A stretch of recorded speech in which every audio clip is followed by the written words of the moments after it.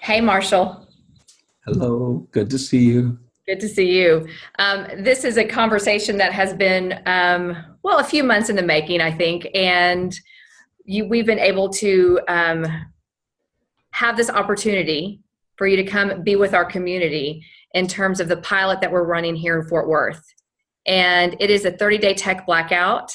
Stacy Jagger has been using this for many years, and she has a book coming out soon. And what we came together with is like, okay, we need to walk parents through this experience. And as we both know, experiences can be challenging and experiences can have all kinds of range of what it will produce. But in the end, the whole purpose of this 30-day blackout is to reevaluate our relationship with technology and how technology is in our lives.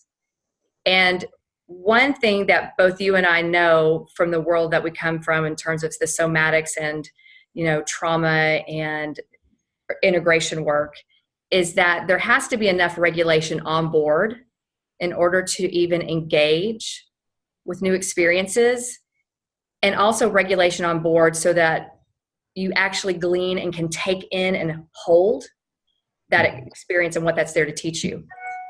You said that perfectly. And regulation is a word that kind of falls off the tongue so easily, and in reality is much more complicated to maintain. So I love this topic. Yeah, absolutely.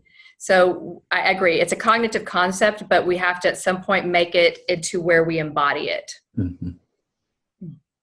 Yeah, I think one of the funnier side effects of losing awareness of where we are in regulation is we often aren't really aware of what we are taking in, how we're seeing ourselves, how we're seeing the world. It requires regulation in order to have kind of an accurate view of all of that. And when regulation is just out of arm's reach, or a few miles into the pasture, then we lose awareness of how we're portraying ourselves or what we're even seeing in ourselves. And I chuckle every single time I see the kitty cat looking in the mirror. Listen, I think we could have so many animals in this. It could be like, a lizard looking at a dragon. That would be a really good one. Wouldn't that be a great one? But yes, because this is true. What do we see when we look at ourselves? What do we see? How we make meaning, and we don't often stop and put conscious attention to it, but how we are making meaning of every little thing that's happening in our day influences the story we're telling ourselves and about our kids and about our friends.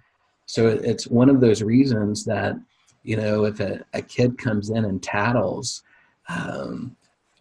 what you think that behavior means in that moment is always going to be primarily influenced by how you were feeling right before it came to you.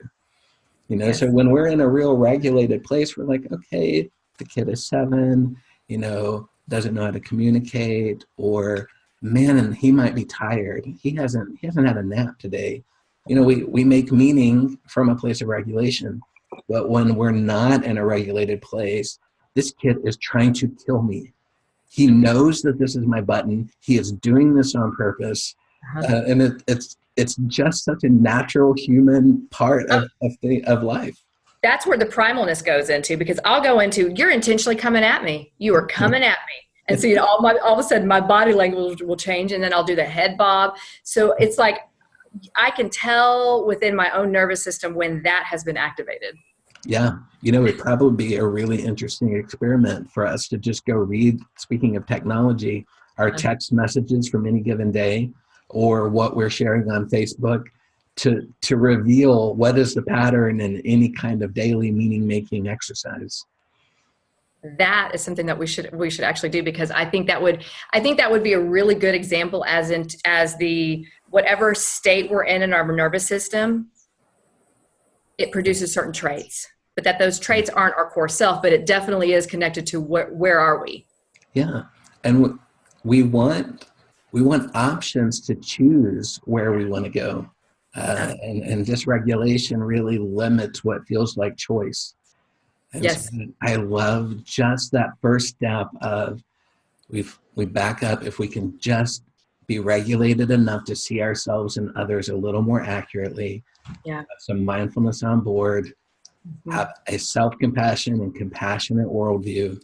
then we are a little more prepared for the work ahead of us of actually engaging in relationship.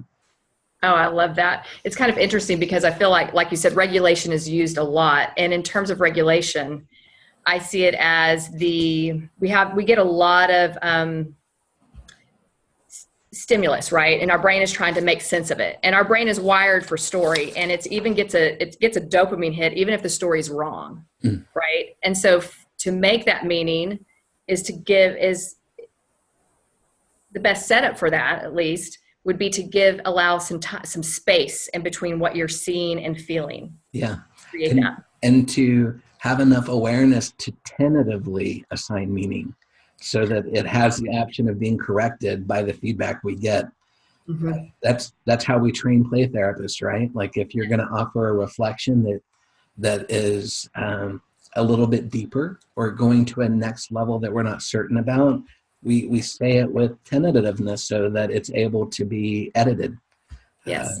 And because, assigning wrong meaning is one of the easiest ways to have rupture in relationship.